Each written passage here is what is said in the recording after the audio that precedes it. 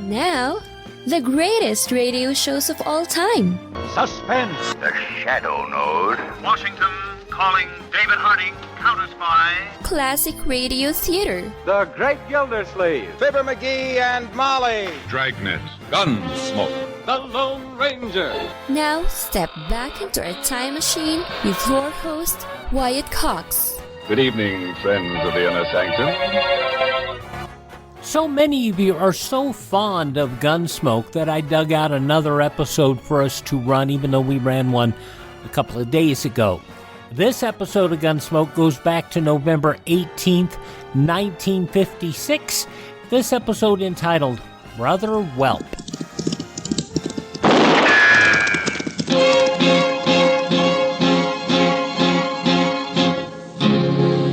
Gunsmoke.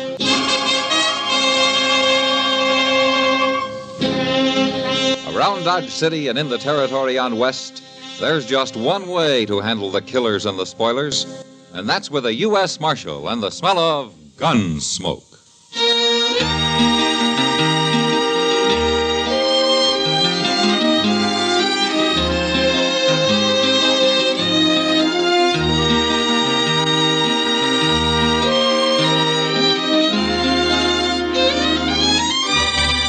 Gunsmoke, starring William Conrad. The story of the violence that moved west with young America. And the story of a man who moved with it. I'm that man, Matt Dillon, United States Marshal. The first man they look for and the last they want to meet. It's a chancy job, and it makes a man watchful and a little lonely.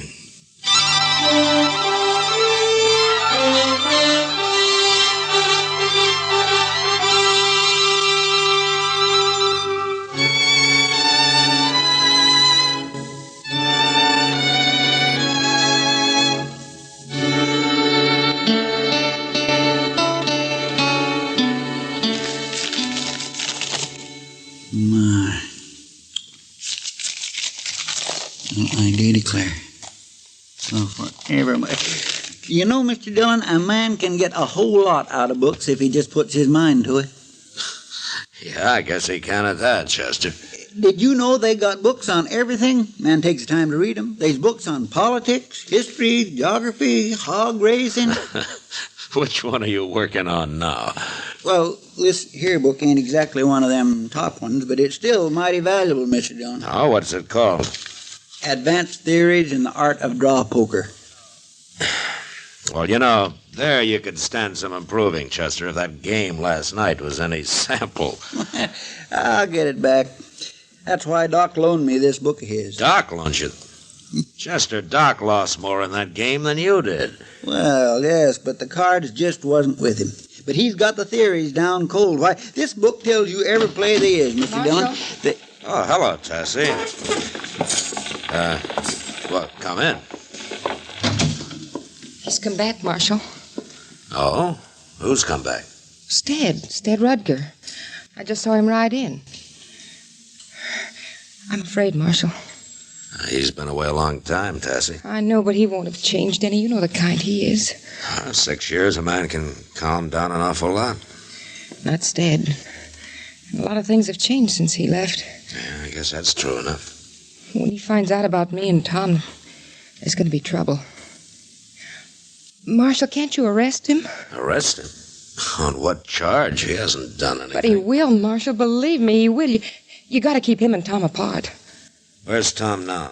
Over at the Long Branch.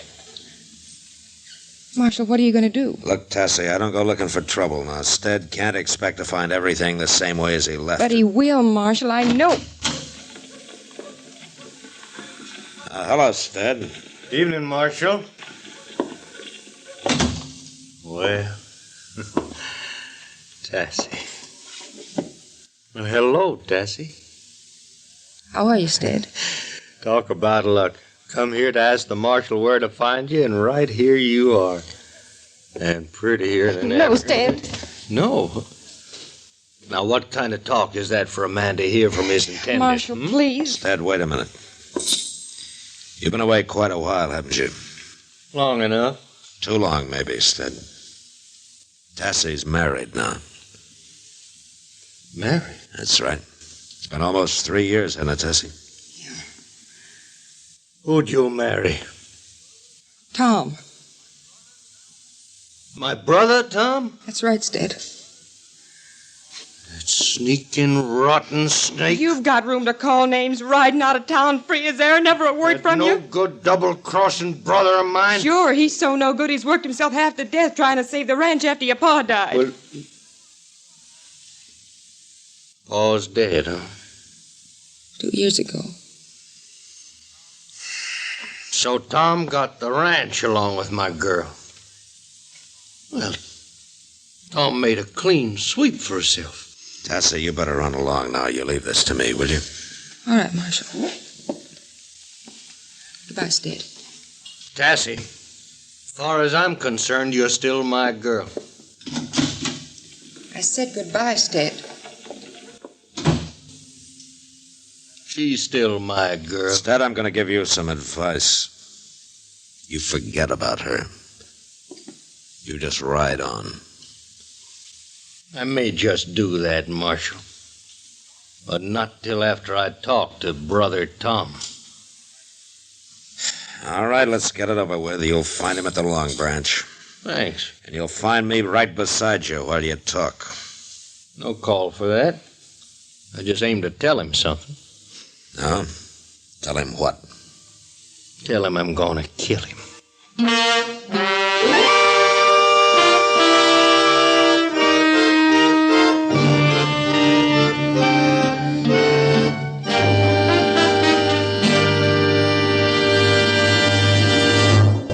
From November 18th, 1956, Gunsmoke here on Classic Radio Theater with Wyatt Cox.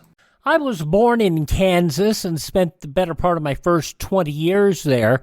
In fact, I probably lived in Kansas for more than half my life. But we're listening to an episode of Gunsmoke that was originally in Dodge City, Kansas. We lived on the east side of the state. Dodge City's on the west. But I always enjoy listening to these shows not just because it's from where I grew up, but because of the wonderful ensemble cast. It is delight to listen to.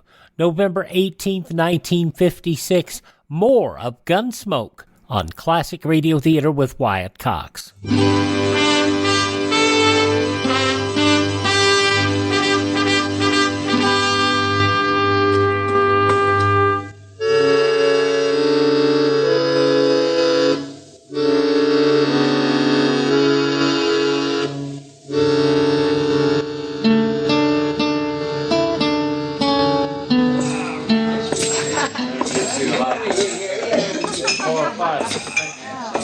Some things don't change, Marshal.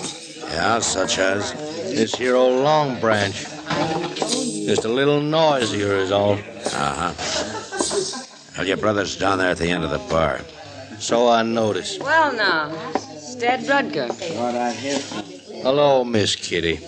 You still look the same. You haven't changed much yourself, Sted. Come on, Marshal, let's go. See you later, Miss Kitty. Yeah, sure. Look, Sted, I hope you got it straight. You go for your gun and you know what'll happen. Just a little family reunion, Marshal. Don't you worry about a thing.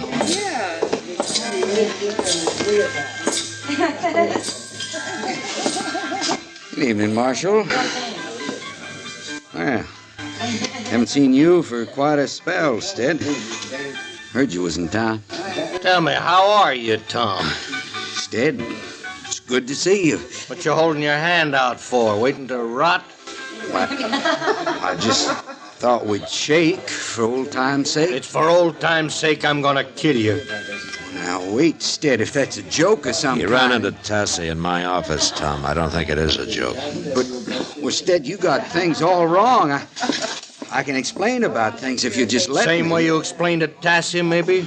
Look, I didn't mean to do it, Sted. It just happened. You was gone so long.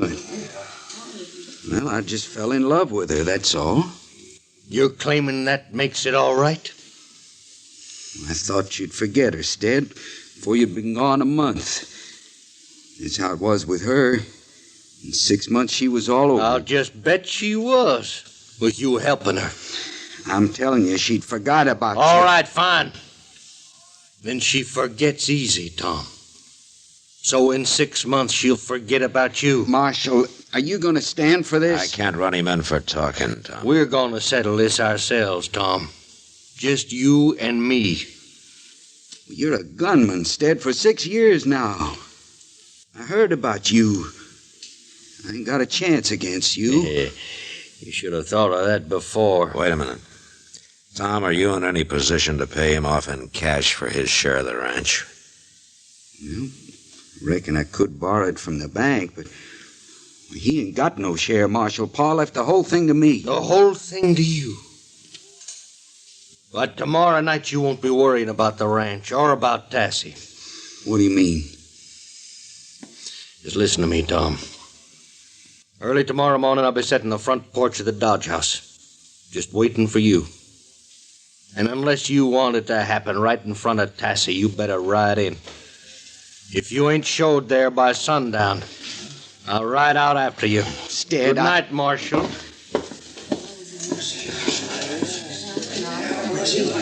What am I going to do? Looks like it's already been done, Tom. The day you married Tassie. She's the one that counts. She's the only one. Sted doesn't see it that way.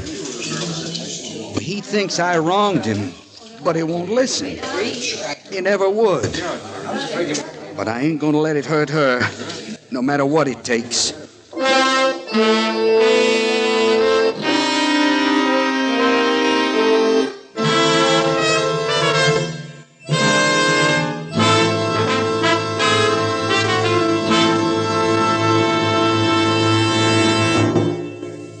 Remember how relieved you were when you heard there was at last a vaccine to stamp out polio? Remember the early doubts and fears that it hadn't really been perfected? Those days are behind us.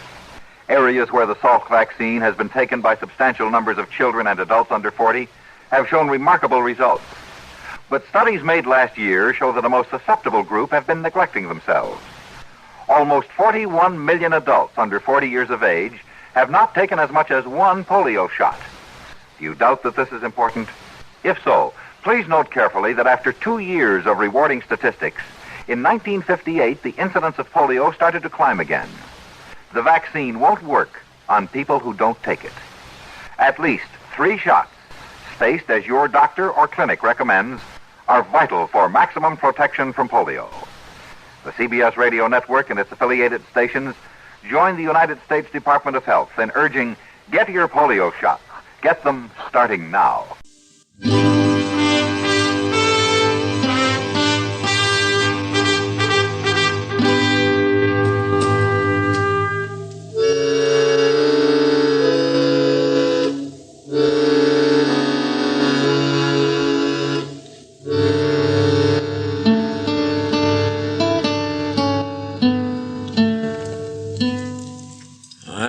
Tell you what, Doc, I'll stay and I'll raise you 50 cents. Well, 50, oh, you will? Yes, well, I'll just go right along with you on that raise, Matt. Yeah, well, I was hoping you would, Doc. Sure you will. How many cards you want? Let me see now.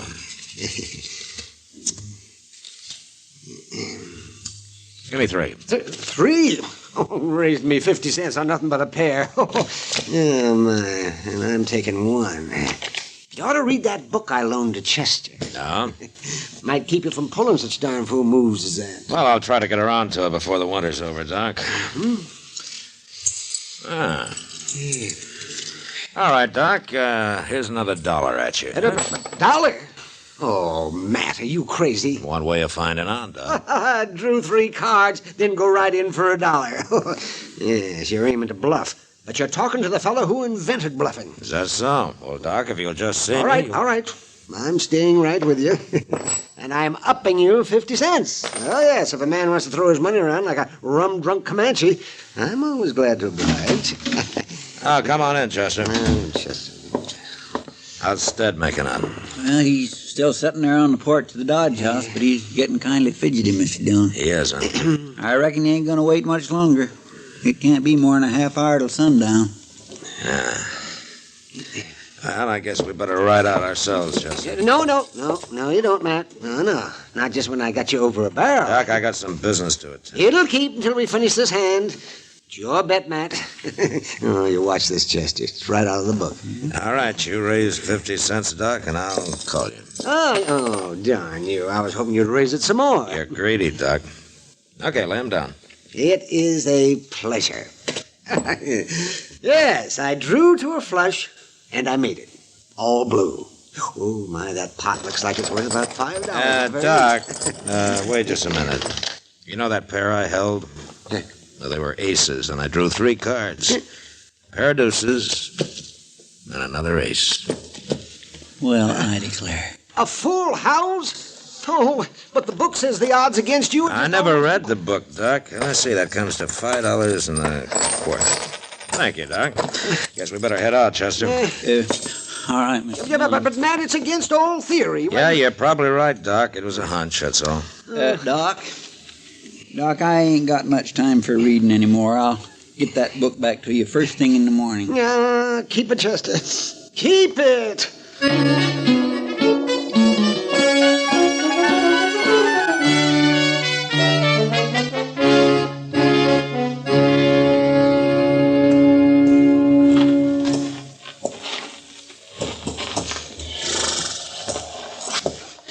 I swear, Mr. Dillon, if he don't show up pretty soon, I ain't gonna be nothing but a doggone human icicle.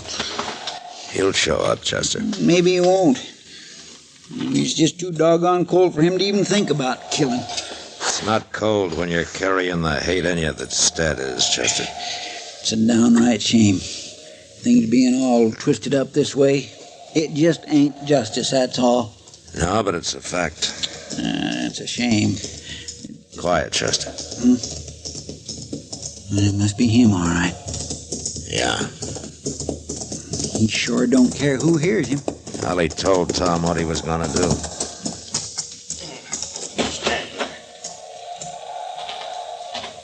Tom? Hold it, Sted. What? It's Marshal Dillon. You're covered. You walk up here slow.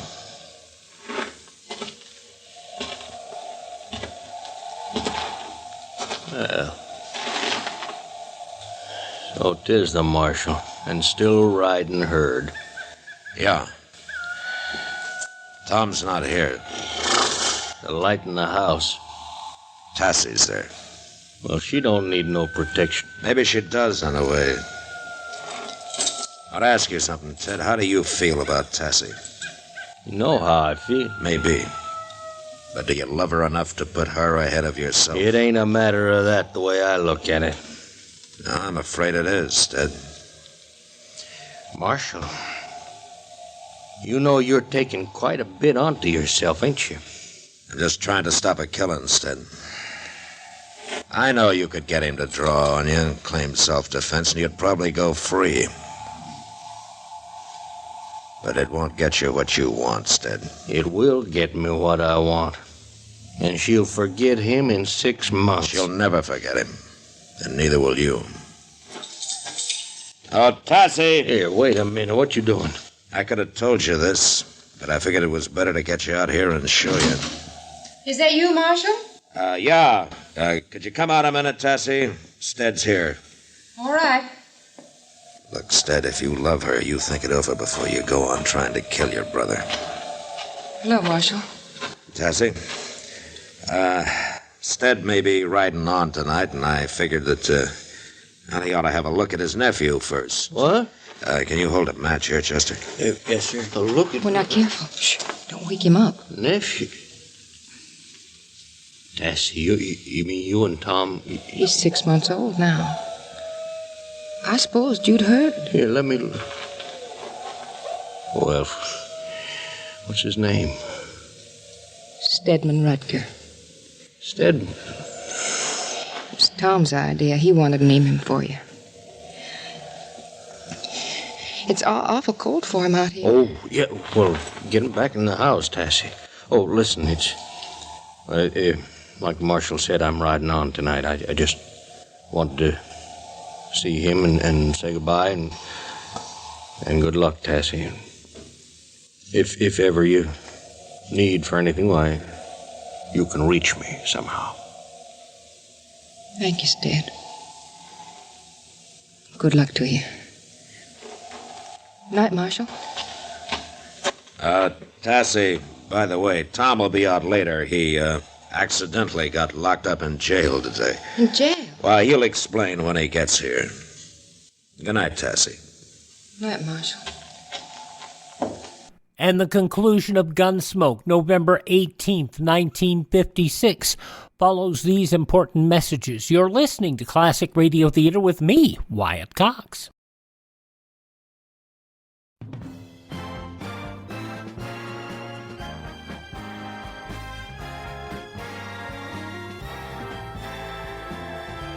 Now on Classic Radio Theater with Wyatt Cox, the conclusion of Gunsmoke, Brother Whelp, November 18th, 1956. All right, you win, Marshal.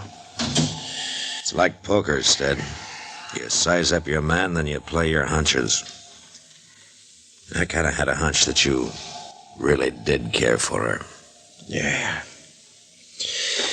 Well, I ain't getting no younger around here. See you again sometime. Yeah, Sted. Listen, Maybe. Marshal, you keep an eye on her, will you? Her and the kid both. Sure I will, Sted. Good luck. Thank you, Marshal.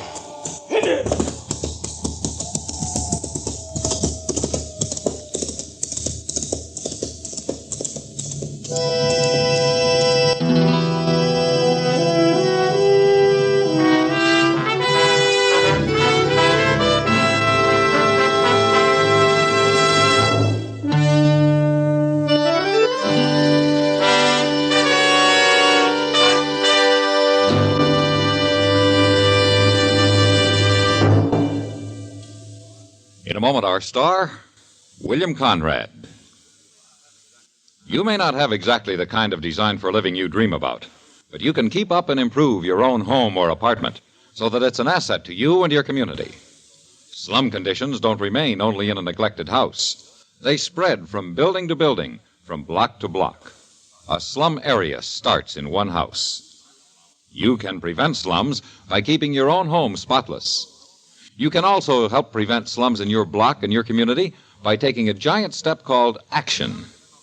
The American Council to Improve Our Neighborhoods invites you to join them in prevention of fast-spreading slums. You can join with your neighbors in this program of housing improvement. Write for the free booklet that means better living for all Americans, with advice and guidance about prevention of slums. The address is Action, Box 20, Radio City Station, New York. That's Action, Box 20, Radio City Station, New York. This has been a public service message of CBS Radio. And now, William Conrad. On the frontier, everybody wore some sort of a gun, unless they were a preacher, a woman, or a coward. Yet next week, a man who never wore a gun succeeds in killing off his enemies. And that was the West. Gunsmoke. Produced and directed by Norman MacDonald, stars William Conrad as Matt Dillon, U.S. Marshal. The script was specially written for Gunsmoke by Les Crutchfield, with editorial supervision by John Meston. The music was composed and conducted by Rex Corey. Sound patterns by Ray Kemper and Tom Hanley. Featured in the cast were Lillian Bayef, Lawrence Dobkin, and Vic Perrin. Harley Bear is Chester, Howard McNear is Doc, and Georgia Ellis is Kitty.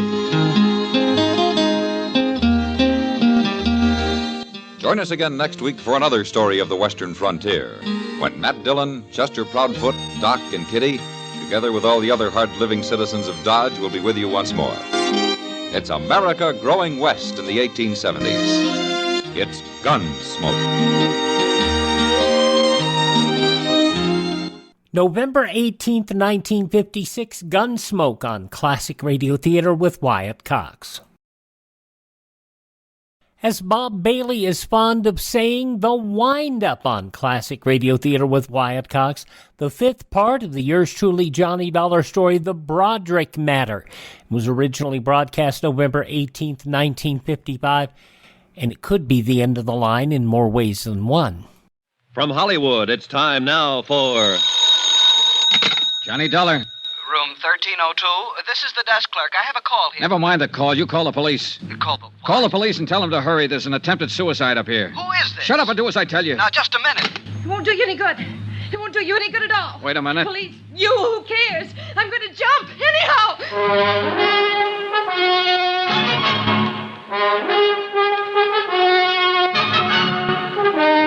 Tonight and every weekday night, Bob Bailey in the transcribed adventures of the man with the action-packed expense account, America's fabulous freelance insurance investigator. Yours truly, Johnny Dollar.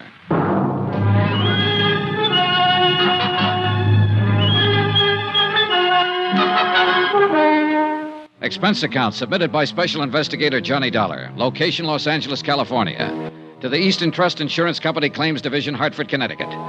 The following is an accounting of expenditures during my investigation of the Broderick Matter. An old man in Hartford died and left $1,500 insurance money to a little girl who had been nice to him one afternoon back in 1943. My job, get the money to her. Even if she might take it and jump off the 13th floor ledge of a building. Don't come any closer. I'll jump. Lorraine. Don't come any closer. It's cold out there. Don't you think you should come inside? I'm going to jump. Stay away now. Don't try to grab me. All right. All right, I'll do anything you say, Lorraine. Okay. What are you doing? Taking off my coat. Standing out there, it must be cold. Here. You take my coat. Don't come close. I'm not. I don't want your coat. All right, Lorraine. I never saw you before in my life. How do you know my name? I've seen you. No, you haven't. I remember people. And watch out. Just going to light a cigarette. I can light a cigarette, can I? Do you want one? No. Can I have one? Suit yourself. Are you a policeman? No. Where did you see me? In a picture. In your high school annual at St. Charles. St. Charles? What do you know about St. Charles? What's your name? Johnny Dollar. Are you from Hartford? Yes. Let me see your face in the light. Over there. Don't come near this window. Don't come near. I'll jump right down there. That's right there.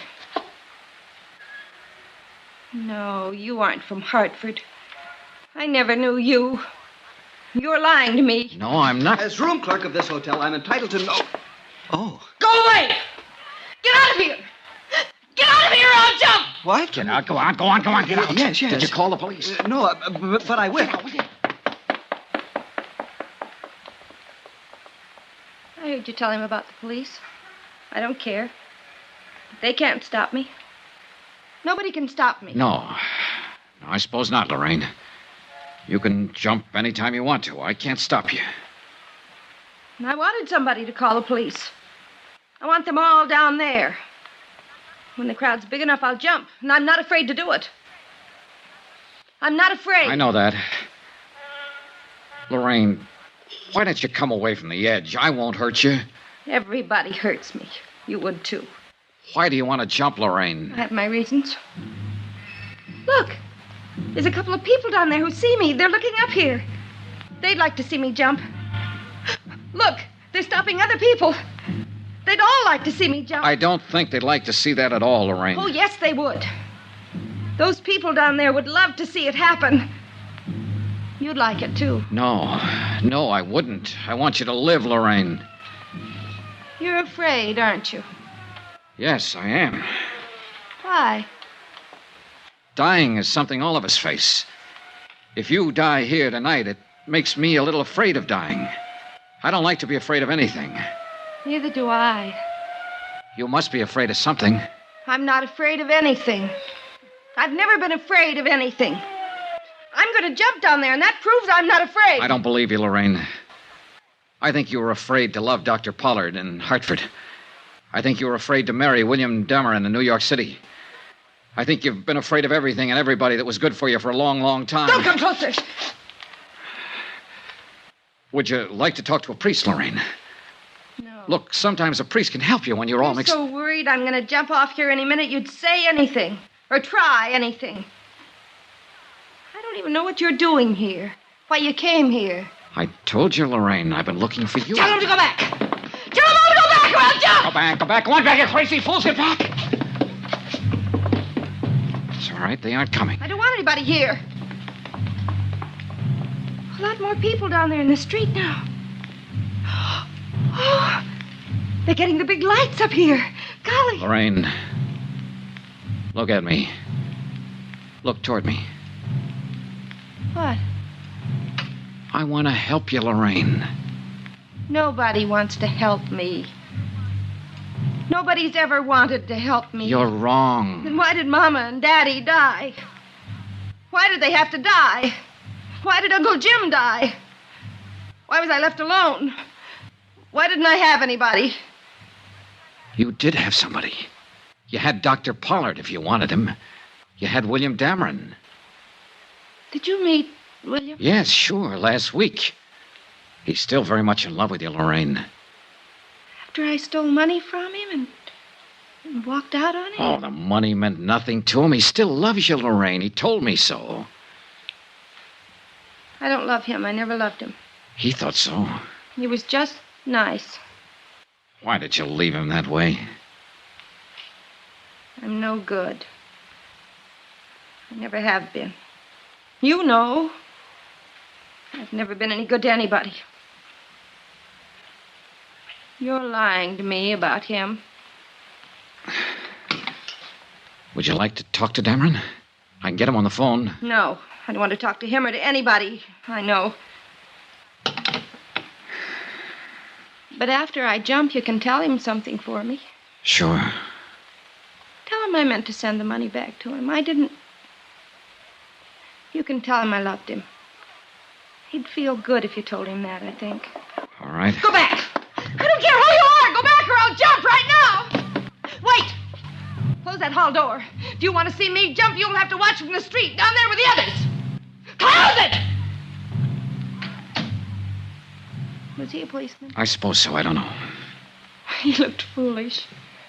Oh, Lord, he looked foolish. Yeah, well, we all look foolish at one time or another.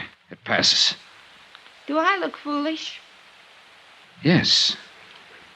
Yeah, you look foolish. You're not going through with this. You know that for the first time in my life, I know exactly what I want to do, how I want to do it. I'm going to jump. Somebody's on the roof out here. They have a net. A big net. From what I know about you, I thought you always knew pretty much what you wanted to do in life. Oh, that's funny. Oh, that's very funny. I knew what I wanted in life. I never knew anything. And it's all botched up. Mom and Daddy died. I should have died, too. I should have been with Mama and Daddy when they were killed in the car. Well, it won't be long. I'll be with them. I won't be tired anymore pretty soon.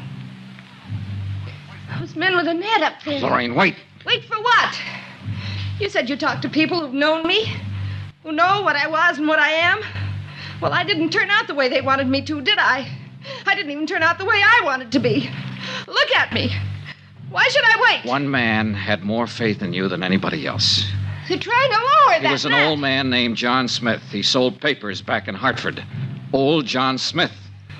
Lorraine, I think I'd better... You met him one day when you were a little girl. You helped him sell his papers one afternoon. It meant a lot in his life, an awful lot. Do you remember him? No. You were 11 years old. You lived on Cushing Street. Yes. I went downtown after school one day to look in the windows. I had a nickel and I bought a paper from that old man. He had tobacco juice on his lips. I talked to him. He told me all about selling papers. He said I was a very nice little girl. He asked me my name and where I lived. He talked about school and about growing up. He told me I'd grow up someday and be a lovely woman. He said, lovely woman. He was very nice. He was the nicest man I ever knew. And I only knew him that one afternoon. Where is he? He's dead, Lorraine. Dead? He left you all his money. Insurance money. It comes to $1,500. You're lying. No, Lorraine. He wanted you to have it. He worked very hard and sacrificed a great deal to make sure you'd have it. You're making all this up. It's all a lie. Only that afternoon. It was an important afternoon. Here, look. What? Don't come closer. These prove I'm from the insurance company. Here's the check. Throw them over. All right. Go ahead. Pick them up. I won't make a move. What do you think now? That old man? That poor old man. Oh, that poor old man. Easy. Easy.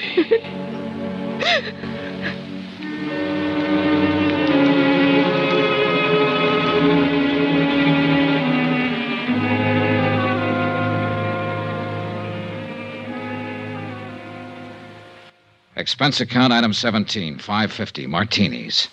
I needed them. It was my first and I hope my last half hour with an intended suicide. Attach find insurance check payable to Lorraine Broderick for $1,500. The psychiatrist who examined her believed that she will make a complete recovery in time. Until such time, she's not classified as a responsible person. I notified 2 parties of the events at the Wentmore Hotel. One, Mr. William Dameron in New York City, who arrived in Los Angeles yesterday morning. 2, Joseph Tappan, who has already secured legal counsel for Lorraine Broderick when she answers the bad check charges against her. As you know, in matters like this, restitution is usually preferred to prosecution.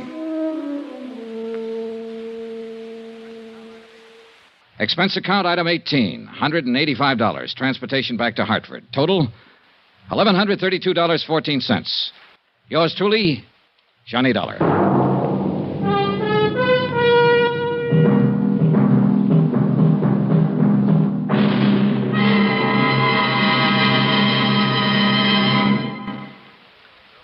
Remember, please, there'll be another intriguing story for you beginning next Monday night. Next week, the Cronin Matter. A matter of keeping a sweet old lady from carefully and deliberately losing her life. Join us, won't you? Yours truly, Johnny Dollar.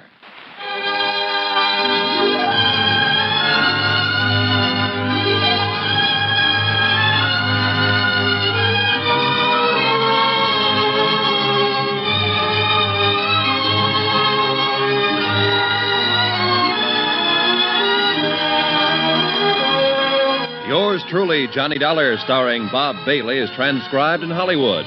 Written by John Dawson, it is produced and directed by Jack Johnstone.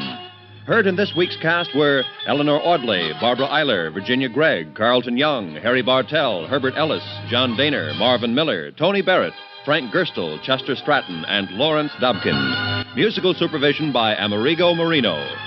Be sure to join us on Monday night, same time and station, for another exciting story of yours truly, Johnny Dollar. Roy Rowan speaking.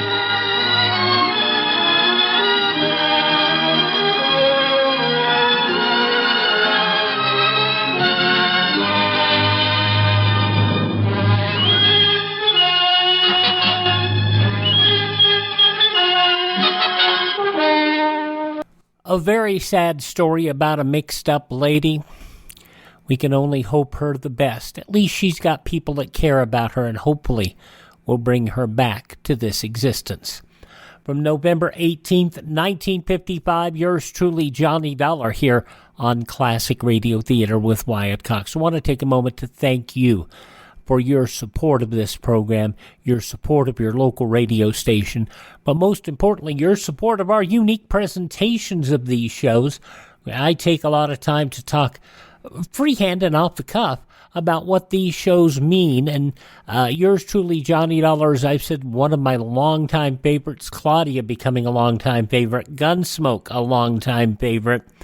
The more you listen to these shows, the more you get hooked. And I hope you'll take a moment to help us hook people by thanking this station and supporting their advertisers. It is their kindness and courtesy that allow us to be with you each and every time we roll around here on your favorite station. Now, if you miss a day, you don't have to miss a single show. All of our shows are available on demand at classicradio.stream. At classicradio.stream, you can stream our shows on demand. You can learn more about building a classic radio collection of your own. You can contact me there. You can buy me a coffee. That helps us acquire additional classic radio programs and helps us maintain the distribution of these shows. That is at classicradio.stream, the buy me a coffee function, because I don't drink coffee. I really don't. But your help is always appreciated, and we never forget it. Even if it's just a card or a letter. If you go there, you'll find our mailing address. Well, I love getting postcards, and I haven't mentioned this in a long time. And some of you keep sending cards. Some of you buy me a coffee. Some of you send us nice things. But you can find our mailing address at classicradio.stream. Classicradio.stream. Thank you so much for making us a part of your day. Would you do me a big favor? Tell all your friends that the great radio shows are back right here at this spot on the dial. Classic Radio Theater with Wyatt Cox on your favorite radio station.